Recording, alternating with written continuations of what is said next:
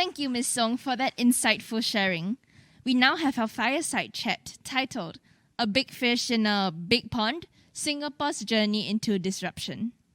Singapore's economic strength has come a long way. While the economy continues to tread shaky ground amidst a complex and uncertain world, we hear of companies that have risen above the crisis and pivoted successfully.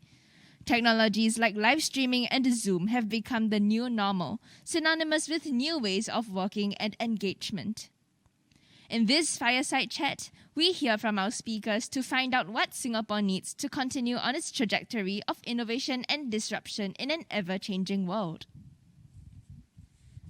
Please welcome Mr. Tan, Minister of State, Mr. Lim Kok Kiang, the Principal of Ngee Poly, Ms. Song, the CEO of Love Bonito, who will be our speakers for this fireside chat, as well as Mr. David Chua, the CEO of the National Youth Council and Chairman of the Board of Directors, SCAPE, as moderator. Speakers, please.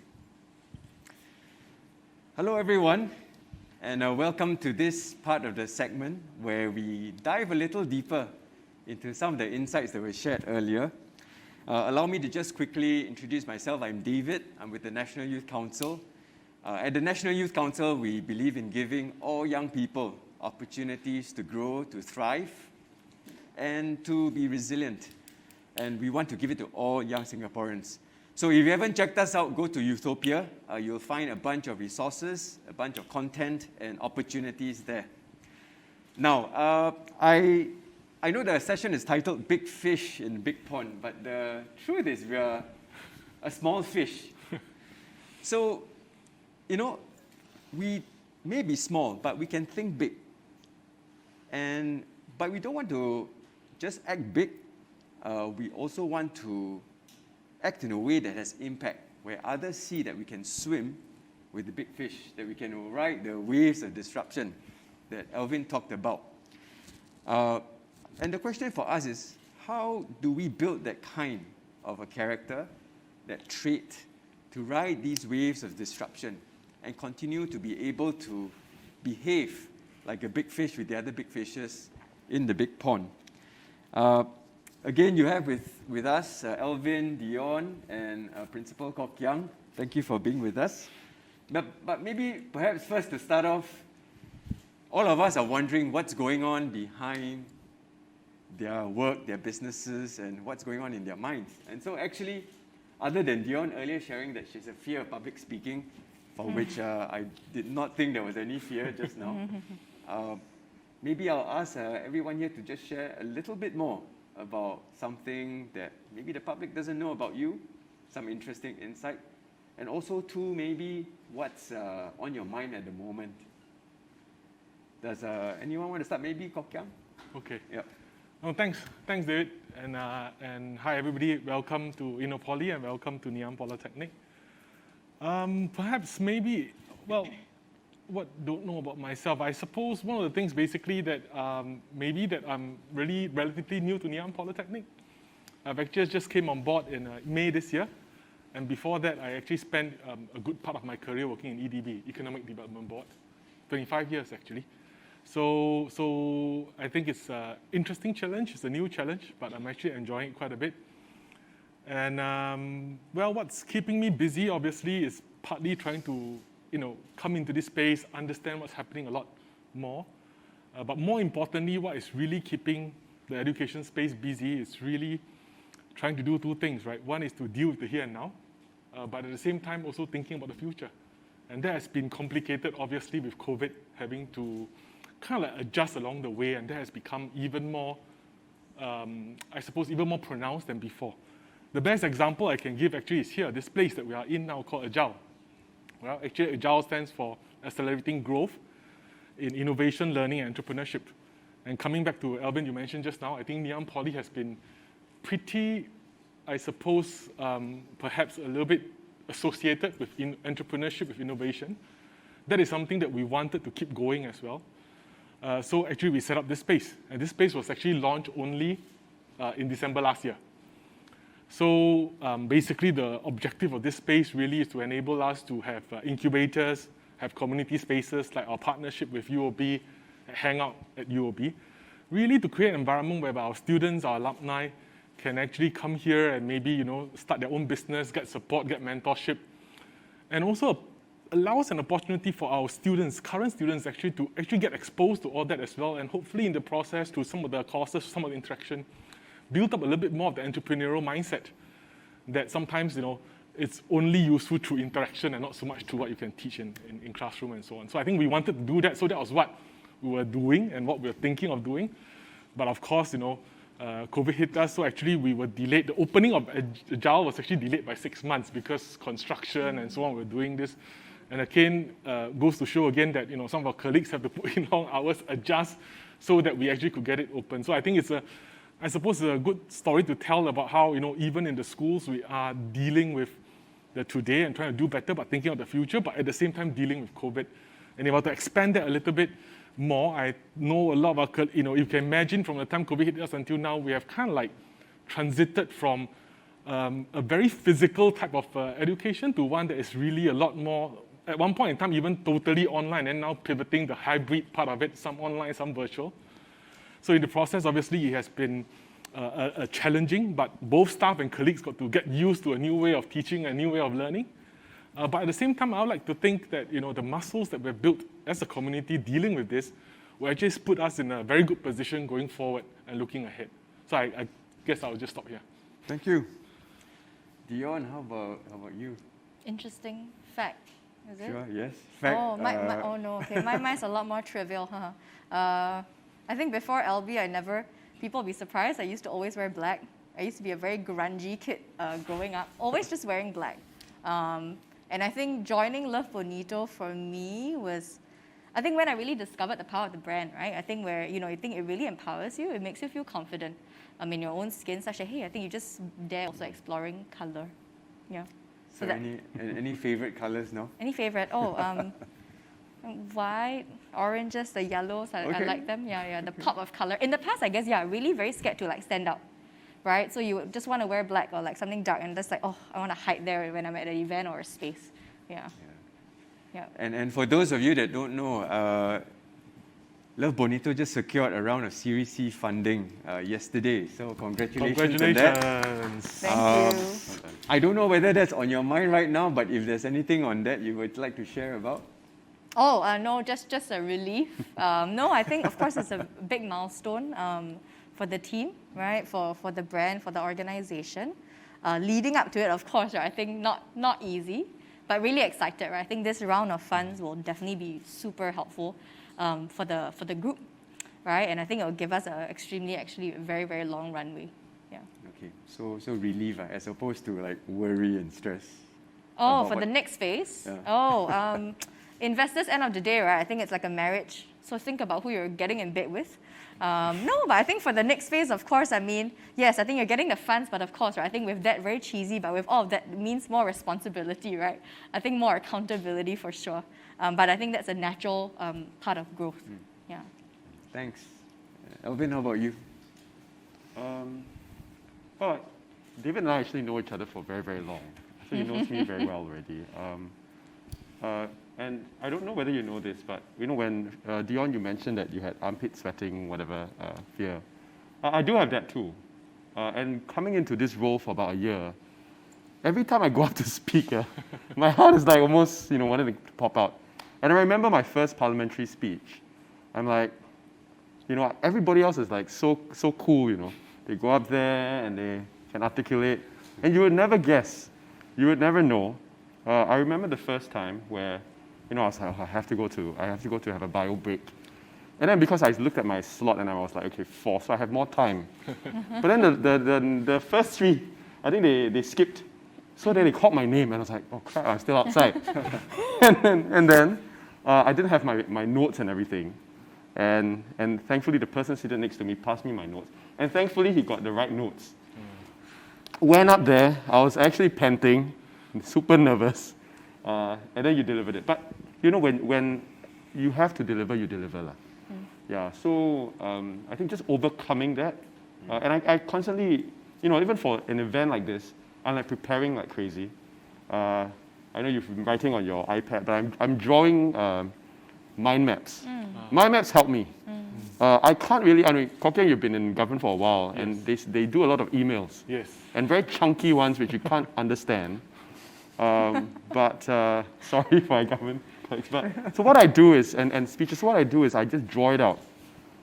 And it just helps me to internalize. And then I try to play around with different things. So I just realized it's okay. It's okay to find what strengths you have and then build it up around that strength, you see. Yeah, and it works, you know, even in the private sector or in government. And now government, now more than ever, we need to be very nimble. I mean, we are quite appropriate that we are in this ring now. It feels like every day COVID gives you a new punch in the gut. But how do you then, and you know, then there are two sides. One is cheering you on to open up faster. One is cheering on and says, why are you opening up so fast? So you have two groups at the sidelines, at the ring side. And then you have this quite formidable opponent, small, but it's actually quite big. And you're trying to keep, you know, being nimble and trying to make sure that you are being kept alive and still can stand. So I think that's the other thing that I'm trying to learn, and it's top of mind. And it's quite appropriate that we have this background at the back. It just dawned upon me that we are in a fight in a ring, and we need our people to, you know, rally with us, because there really are two sides. And it is not an informidable opponent.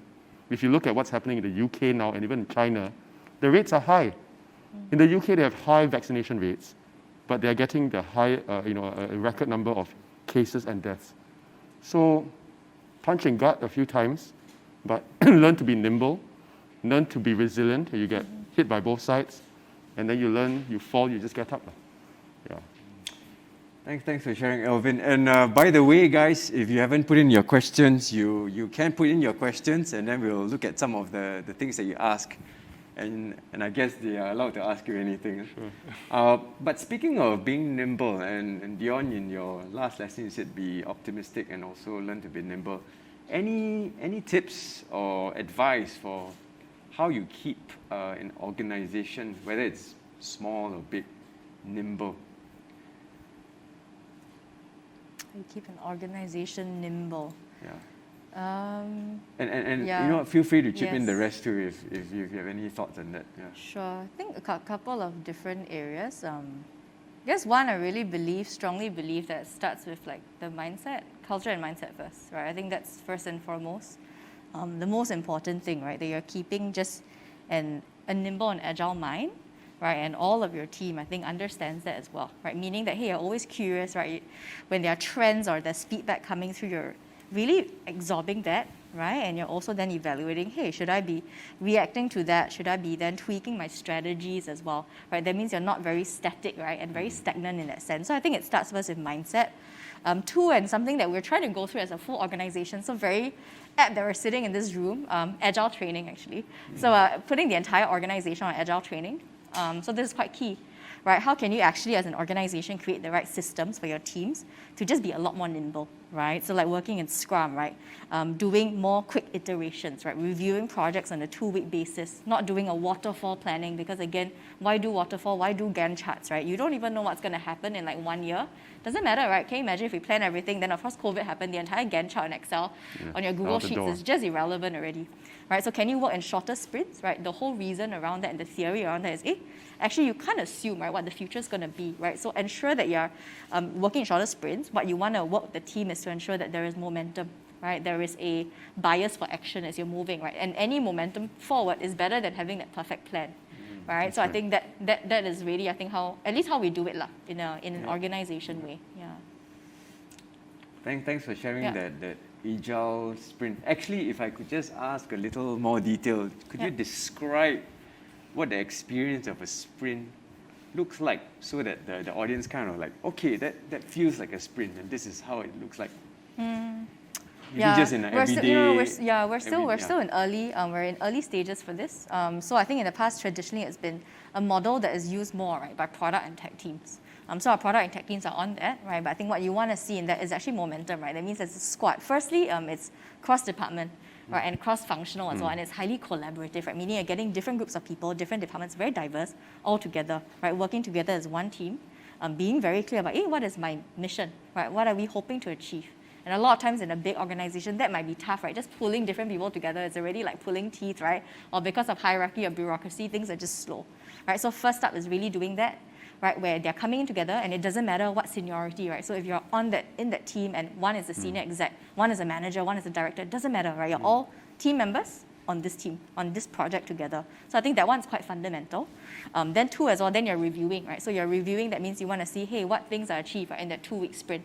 That means you expect to see movement. That means things are checked off, things are moving, right? Maybe projects are broken down into like bite-sized tasks, right? So that at least there's things done. So if something looks too overwhelming, you break it down, right? So that it's actually more achievable. Then for the team also, it's a good encouragement because you see, hey, there is movement, right? Like every 2 weeks, we're achieving something, things are moving along.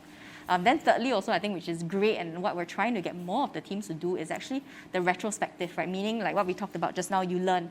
So every time you're coming together, you're doing retros, right? You're going, hey, what went well, what didn't go well, right? And this allows everyone to learn actually from mistakes, to learn from failure, right? There is no longer failure, right? It's just a lesson, right? And it's very normal.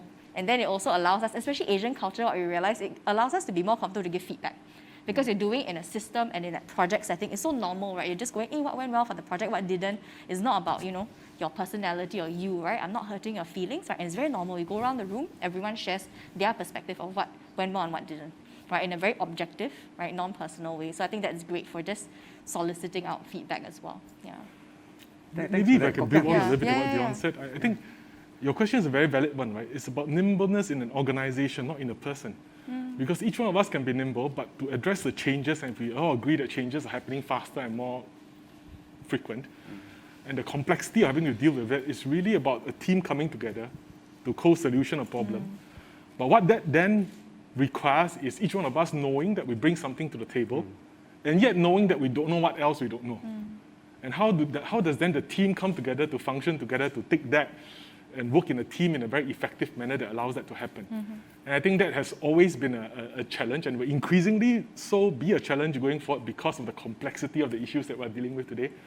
So I thought maybe that's also another perspective, just building on to say that it is also about knowing yourself as well and knowing your role in the team, but yet being able to know that you don't know certain things, and therefore that will enable the team to work together and have those scrums, have those short little things to work, try and fail, and be prepared to contribute ideas and also critique, and be able to accept ideas and critique. So a lot of it comes down to also individual, but in order to solve a problem, in order to be nimble, I think as a team, how do you actually bring a team together becomes extremely important as well.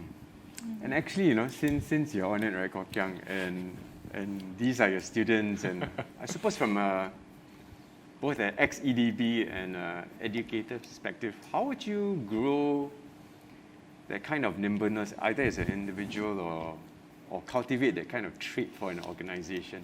Yeah. Are there practical things the students can do now to start growing that? No, I think that's a very good question, right? Because this is something that also, of course, keeps us a little bit awake. And I think, education and training, and I'm relatively new to education, so I must profess that, it's always a constant journey. So to me, I think what's important is really to be able to understand that in whatever we do in school today, it has to be a function of three things. It has to be a function of one is, of course, we still need our domain expertise, for sure. That's not going to go away. But we really need to couple that with some horizontal capabilities that are going to be evergreen, ever present, at least for now, until it changes, like digitalization, automation. And on top of that, how do we actually provide more experiences to students where they come together to understand how a team functions and so on? That could be through projects, more hands-on projects, through internships where you are not really sitting and trying to absorb, you are actually involved in something and trying to deal with it. So I don't think I have a straightforward answer to it. I think it's really a good blend of all these three coming together so that the student get exposure in different ways, learn certain things, but also participate in others so that you learn through the participation, you learn through CCAs and so on. I think it's that experience that we hope to be able to do more of.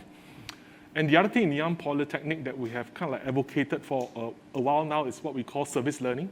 That means you learn through providing services, through solving problems. We have brought that into our curriculum somewhat. And I think that is another one of those efforts that you can really, go out there and really not just a bit of what you mentioned, you really need to understand what's out there and problem solve for it as opposed to learning in theory. So we do bring that into our curriculum quite a bit where appropriate to try and again inculcate that. But if you ask me whether that's the solution, I don't know. I suppose we just got to try and see how it happens, and then we continue to have to try and improve on it. So that's kind of like where I think we will be at, or where we are. And entrepreneurship and so on is certainly one of those, entrepreneurial mindset is certainly another one of those things that's good to inculcate, isn't it? I mean, back to the point that, you have to try something. If you fail, you try again. Even if you succeed and you want to be more successful, you've got to change again. So it's this constant journey of trying to deal with uncertainties and change.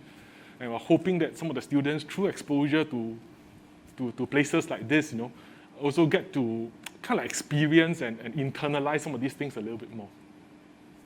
Thanks, Kiang. And Alvin, any thoughts or personal experiences that speak to how you've learned to be nimble, and even maybe whether government is sufficiently nimble, and maybe what we could do better? Yeah.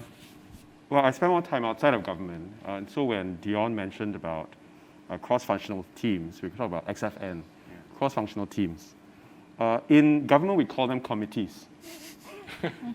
That's my adjustment, right? The committees are much larger, and it may much larger. What I'm trying to do, I'm bringing in a little bit from the private sector, and David knows this, so I'm just trying a little bit. What I'm trying to do is inject a few things. One is inject a diversity in the teams. Sometimes my colleagues will send me, okay, this is the committee. And I look at the committee, it's quite homogeneous. And I have been outside for so long that I know that homogeneous teams, okay, they are good. Diverse teams, much better. Why? Because diverse teams, whether it's age diversity, gender diversity, cultural diversity, they give you a lot of different ideas. And different people, and many of you will have different skill sets. One is a good communicator, another is a good ideator, another is a good technical, hands-on person. So you have to build these teams together. And it's not that the highest ranking has all the answers. The manager role will help to coalesce and build these together. They'll find the best ideator, the best designer, the best communicator, form a team, a nimble, quick team. You execute on a plan. Then that's your MVP, your minimum viable product. Then you iterate over time. I remember learning about, in one of my previous jobs, done is better than perfect. If we pursue perfection all the time, it's very hard to get there because you don't have the iterative process to get you to perfection. You always have to, you create something. So for example, I remember working on Instagram many years ago. Instagram was supposed to be just to get a selfie and just show fun stuff. We realized when we put it out into market, particularly in one of the Southeast Asian markets, that people were using Instagram in ways that we did not envision or envisage Instagram to be used. They were using it to sell batik or shoes in Bandung, in Surabaya. And so then we tweaked the product. So I think you have one side, just listen to your customer or something like that, or your community. You listen, you keep your ears and your eyes open, and you see how that product evolves a little bit. Now back to government, which is where I am now. It's also important in the committees and even in cabinet. And we have this discussion every week in cabinet. And you see that different people have different strengths in cabinet. And you know the role that you play. And I'm very confident right now because there's always, what do you think? What do you think? And then we try to inject it. But ultimately, in government, and PM has to make the final call. So if you look at it back into where we are right now, which is COVID, you have all of these different views. You take in all of these different views. You find the best approach, then you go and execute. And so it may seem like, oh, why are you changing course here and there? We are not changing course because we are flippant. We are changing course because the adversary, which is a small macroscopic organism, is very nimble, very dynamic, much like your competitors. You stay stagnant, you're just going to get TKO, total knockout. But you have to be nimble, and then you also have to, Dion's point, communicate why you're doing something quite nimbly as well. So that's my perspective both from the outside and then into inside. Just one shout out to EDB, your former role. I think they're excellent. And I worked with them outside in government before. I work with them now under the MTI family. excellent. You are bringing in great value to Singapore. 17.5 billion in FAI last year, and we are tracking quite similar numbers. Last year is quite high, high watermark, but quite good numbers. And what is it doing? It's making sure that we are doing two things. One is we are building up this business ecosystem. One is that we are building up so that companies like yourselves can build upon that ecosystem, expand, grow, ESG, and all these twin engines coming together to build opportunities for all of you, for Singaporean companies, startups, and your students. Yeah, so just wanted to shout out to EDB because it's really an excellent organization. Thanks. And I think that culture that has been perpetuated there, long may it continue. Yeah. Thanks, Alvin. I'll just pick up on that point on building diversity in teams and on Dion's, one of the lessons, right? Invest in team and culture. And if you're entrepreneurs, you don't do it alone. You need to build a good team. We have a question from Russell Saw. And his question is, what can students look out for in the space and landscape of innovation over the next few years? And I think it's a good question, so maybe I would ask Kiang to share, and then Dione, and then Alvin. Yeah, Kiang, please. No, I think maybe taking a step back, on the broader sense of the word, I think the Singapore government has been very facilitative of building innovative capacity. So I think that's something that has been ongoing, we continue to do well. But I suppose coming back from a student's perspective, and if I look in a little bit more of and then I'll go middle, in a little bit more of that space of what Ngee Poly say, for example, again, coming back to the fact that we have facilities like this, we have programs and communities like Poly to so on to facilitate so that you can, the students can get to have a better understanding of what things are. That can be something that we can do in a more minute level. The other thing that we have actually started is actually, we have come up with an online course called Entrepreneurship First Step, right? And it's actually targeted at secondary school students and IT students as well. So the idea is that come to this online course, you want to know a little bit and understand a little bit more about, okay, this could be very basic, but at least it helps you get started to understand about entrepreneurship and what it means and how to get started. So we have such a program as well. And of course, for those who wanted to actually come to Ngee Poly for under early admission, can join the course as well. But if not, then just to get a first step. So that's something that we're doing as well to try and get a lot more of our younger students to be a little bit more interested.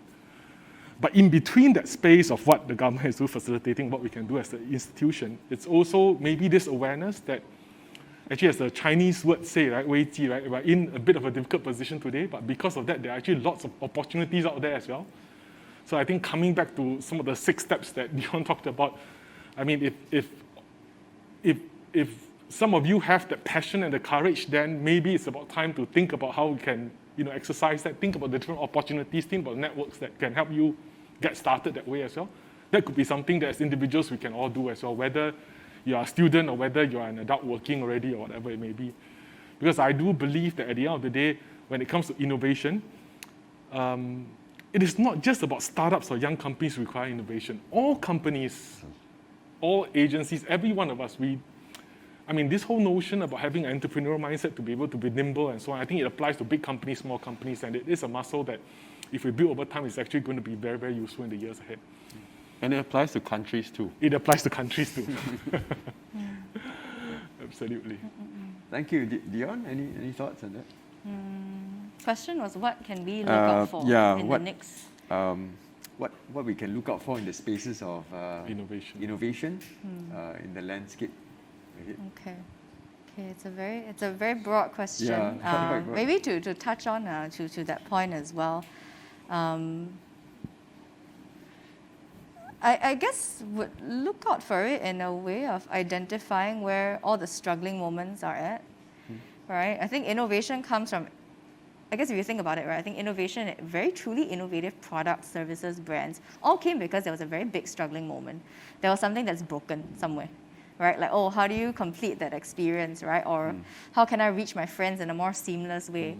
Or how can I find a safe and secure way, right, to be sending money across, right, across borders as well, for example, right? It actually all comes from all of that. So I would just ask myself as I observe the landscape to see like, hey, what are all these broken and maybe as from your own personal consumer experience, oh my God, what do you find so irritating, right? Day to day, that you're trying something, you're like, oh, I wish it was more convenient. I think that sparks, right? I think just an idea, I think that sparks actually areas that you can then go in, right? And then you start finding out, okay, right, are there many more people that are feeling how I'm feeling? Because then that becomes a company, right? From your idea, then it becomes a pretty viable company or product opportunity, yeah. Thanks. Okay, we've got a lot of questions coming in, and that's good. Keep it up. So I would direct the next question to you, Alvin, and if you don't mind, and it's how we might prepare ourselves and thrive in a VUCA world. Yeah. Are there any practical tips to? So it's volatile, something uncertain. I don't know. VUCA. But anyway, I just Yes. so I'll deal with I'll approach that question just to build upon I think Dione and Kiang's point earlier on, and then seg into this question. Okay. I remember. So Dione, you mentioned you find something that is an issue or problem and you want to solve it. Is that it's a viable idea you can then scale, and it could be a company. I remember speaking to Siu Rui quite a while ago, and I said, hey, actually, I had your idea. I did have his idea. It could have been a carousel founder. Yeah, that's right. I'll probably name it differently, but the reason why is that I called it marketplace. That was way back 15, 16 years ago, way before carousel. Set it up, applied for ACRA, designed it, had a business plan, everything. But I told Siu Rui there's a difference. My idea was too early. Yours came at the age of platforms. Yours came at the age of this. Mine came when laptops were starting to become cheaper. It was still difficult. His came where it's easy to snap. Because in the past, your laptop or even a desktop, you take it from your digital camera. This is, sorry, I mean, many of you guys may not know this, but cameras were detached from laptops and computers. So you have to take a digital photo, USB, upload, and then, you connect. And there's no chat function. Siu Rui's idea was a time that was perfectly coincided with the technological platforms that were existing at the time. Very fortuitous, but ideas with time has come. Bang, you have a good big bang. And so his was able to put it on, snap, bam. Yeah, so that's something that also you need to understand. So, and then to David's point, segging into this is a platform world. Now there are many different platforms. Government put together the architecture, the ecosystem for trade and everything. But if you look at what technological advances have brought, it's platforms. I mean, Love Bonito would not also have been maybe as successful as you are today if you didn't have this too. So you're building off existing platforms. And then, but when everybody's on the platform, you then also need to know, okay, what is my unique value prop? How do I differentiate from another company or a different competitor? Because they're all using these different platforms. Moving into this VUCA world, it's more VUCA than VUCA now because of COVID. And it has changed a lot. But there are a few opportunity sets. Maybe I'll just share one. One is the digital one. In Singapore, what we're saying is in the government's mindset, we're thinking virtually unlimited Singapore. We have to go beyond our 764 kilometers square. And that means to make sure that Singapore becomes that platform, you guys come in, you invest, but you are serving the world. You can do that digitally. I just officiated opening of 10x Genomics. 10x Genomics, incredible company. I was looking at the balance sheet before, I was just nerding out. Incredible company, growth is basically they're using single cell technology and they can just look at your entire human tissue, body, biological systems. What that does is gives you that, again, platform to look at diseases and everything. And they can choose everywhere, anywhere else. They chose Singapore.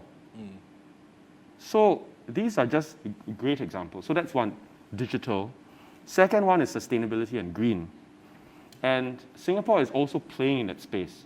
Again, you talk about, companies and schools being innovative, countries too can and must be innovative.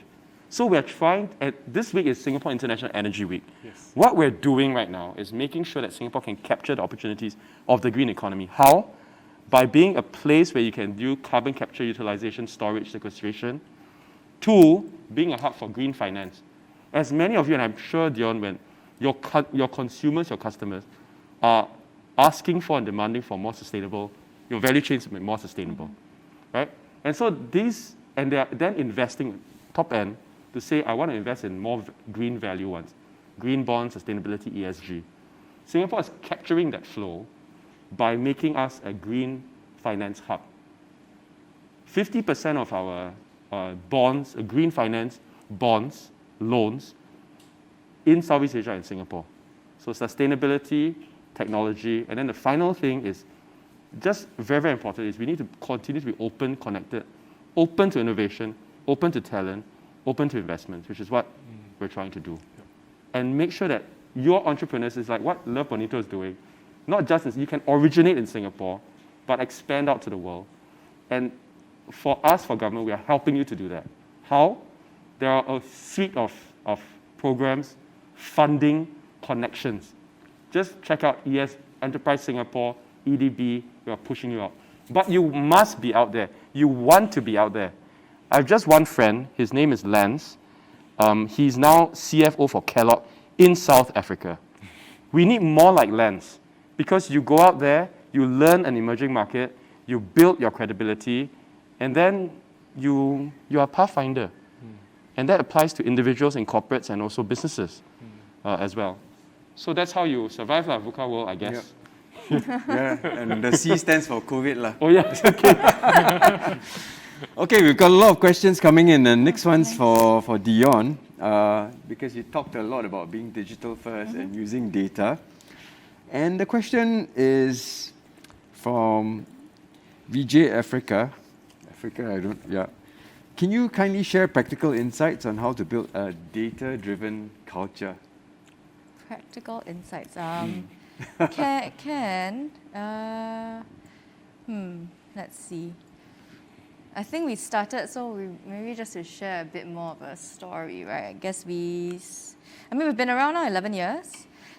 We started more on our data journey probably, I would say 5 years in. Like the last 4 to 5 years, going at it more aggressively. And of course I think it takes time and it's not that easy, right? But first up then, actually it started I guess culture first in a sense of a team needs to know, everyone needs to understand that it's important, right? First, even from like senior management or top down that, hey, this is important, right? So that alignment and communication is extremely important. Then thereafter we move into just the foundation. So don't even talk about data science, right? Or AI, machine learning, all of that. It starts first with how you're actually even collecting data, right? So we started building our own data warehouse. And again, right, when it comes to data, today it's a very sexy word. But rubbish in, rubbish out, right? If you're collecting nonsense data and it's actually not clean, it's not scrubbed, actually then the data science on that is also wrong, because the inputs are actually all wrong. So we invested a lot of time, right, in really just developing our data warehouse from scratch, right? And we started also importing, right, a lot of historical data because we had a lot of old years of data, which is good, right? Because that's actually quite rich because no other younger brand actually has 11 years worth of data. So we brought that all in, right? Clean it all. I think the data engineers and data team had a lot of work to do. But they wanted to do it, right? Because they understood, right, the value of the importance of clean data. So really building a data warehouse. Then ensuring that, hey, I think when you're collecting data too, you don't want it to be a manual process, right? So a lot of times maybe when you start, and now I think systems are a lot better, right? Maybe you're importing, right, sheets from sheets to sheets, and it pipes maybe somewhere to another system. No, right? I think for us it was important to think about data in a scalable way, right? Meaning that thereafter when you're designing the architecture, then yes, right, are your systems integrated properly? Such that then when there's a new input coming in, yes, right, how does it flow through all the different pipelines, and then you're storing it in one source of truth, which is the data warehouse. Then the third bit for us, so then you have collection, right? Then you have accuracy, you have visibility. Then thereafter, it was the accessibility of data, right? So this means that we want to ensure that the whole organization can self-serve data. So we try to make it easy, right? Meaning that, hey, if you want to access data, it doesn't mean you need to use it doesn't mean that all of you need to know, example, like, SQL, right? Or you need to know some coding language, for example, right? Because across the organization, sure, maybe the engineers, right, and the data scientists and data analysts know that, but the broader organization doesn't, right? So you want to ensure that it's easy and self-serve. So we started building a platform, or more a visualization and extraction tool on top of that. So that then helped, right? That means anyone, right? Basically, the SQL, I guess the SQL codes have already been written, right? If you want to pull out something, you click a few different buttons, right? And then it's there already, right? You can easily extract it, right? Or the data team also helps with initial dashboards already, right? So it's easy because you want to ensure that to drive culture, it means you need adoption, right? 3% of your company using data is not driving a data culture, right? You want 100%. So we started doing that, right? So there's accessibility. And then I think since then as well, I think teams are actually just like loving and asking to see more data because now they've seen the value out of data, right? They've seen, hey, how do the insights from customers, or when in the past I need to use Excel, then do pivot table, pivot match, right? All these different things and do an index match after. Now I don't need, right? There is one source of truth, right? It's on a proper system, right? I can quickly, with a few clicks of a button, access that, right? Or it comes to my mailbox every day and I understand the business very well.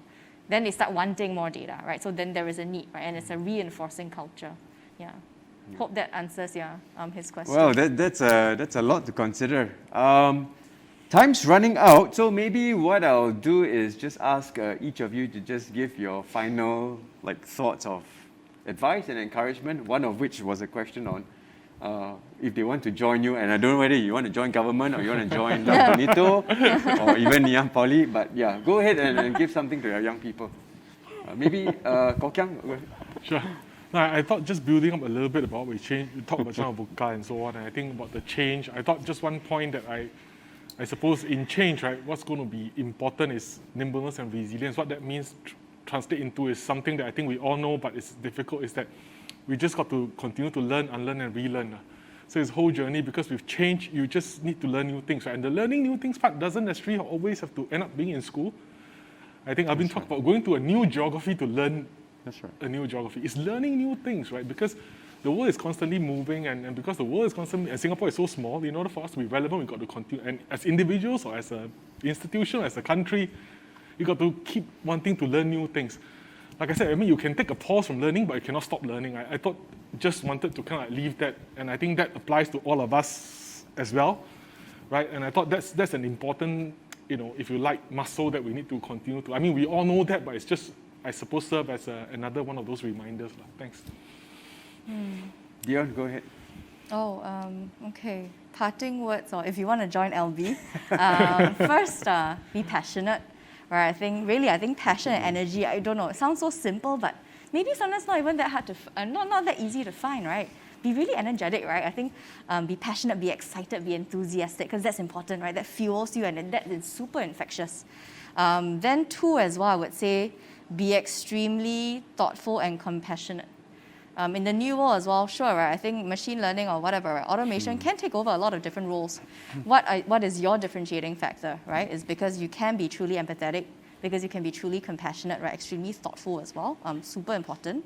Then the third bit, right? To just stay humble, I think, at your core, because I think that humility, and have that humility, because the humility also actually is, for me, is the cornerstone of having a growth mindset and learning, right? Because if you always feel like, hey, I'm an expert now, right? Or I know a lot already, actually that impedes your learning, right? Because you feel like, I don't need to be consuming so much, right? Because, I have risen up, right, to my career, or I've, maybe the most senior on this team. So I think that's important, so that there is always a lifelong learning spirit, yeah. Thanks. And Alvin? Well, as I was walking here earlier on, I met a Ngee Poly student. And so I asked this student, what are you studying? And what do you want to do? And so we just had a nice chat. And the student told me, I'm doing business. And I said, why do you want to do business? And he was quite candid. I want to earn as much money as possible, retire by 40.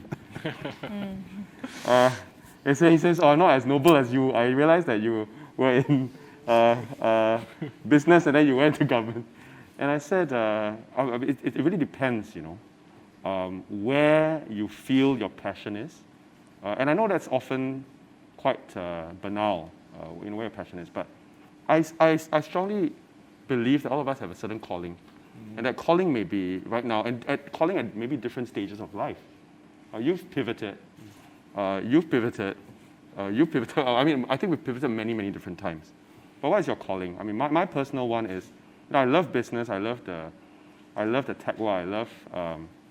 I love the startup world. I grew up there. But I love something more, and that's maybe wanting to do a little bit more. And my own passion is actually Singapore.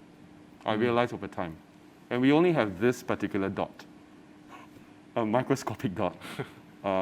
And, regardless of whether, I can make much more back in investment banking or tech or whatever, actually even in the ring, and it's very tiring, right? This job, but actually I put it on one of my Insta stories recently. I said, okay, I got this MTI emails, got to clear MCCY emails, got to clear MP emails, got to clear my WhatsApp, IG, Facebook Messenger. People complain about birds or noise in the thing, and then somebody said, hey, what keeps you?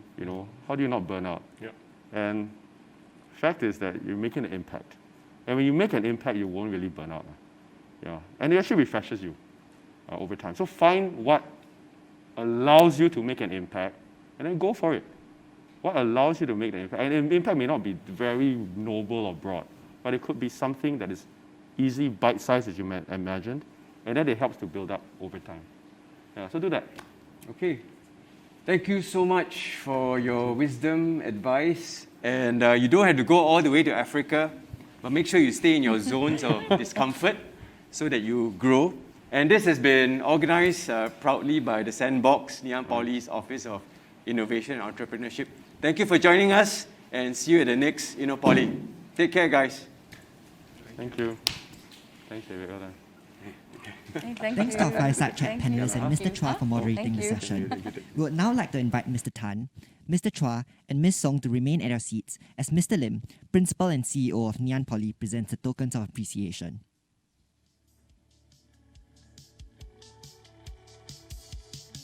Please remain standing for a group photo.